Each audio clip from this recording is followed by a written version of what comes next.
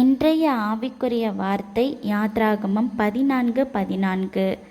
கர்த்தர் உங்களுக்காக யுத்தம் பண்ணுவார், நீங்கள் சும்மா இருப்பீர்கள் என்றான். ஆமேன். ஒரு சின்ன கதை. அனு அப்படின்ற மாணவி ஒரு பள்ளியில் படிச்சுக்கிட்டு வந்தா. அவளோட சக நண்பர்கள் எல்லாரும் அவளை பார்த்து பழிக்கிறது, குறை சொல்கிறது, திட்டுறதுமா இருந்தாங்க. அவளுக்கு ரொம்ப கஷ்டமாக இருந்துச்சு. அவளோட மனசு அழுத்த ஆரம்பிச்சுது. யார்கிட்டையும் அவளால் எதிர்த்து பேச முடியலை.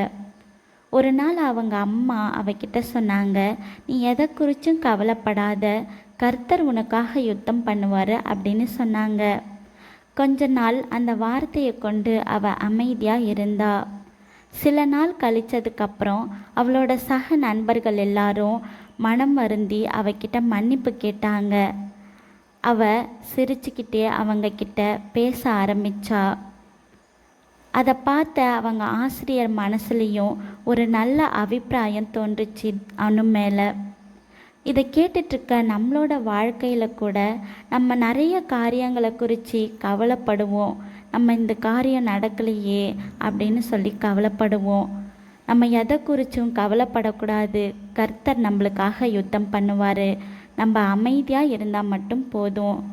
நம்பிக்கையும் அமைதியும் இருந்துச்சுன்னா தேவன் கண்டிப்பாக நம்மளுக்கு உதவுவார். கர்த்தர் உங்கள் ஒவ்வொருவரையும் ஆசீர்வதிப்பாராக. ஆமேன்.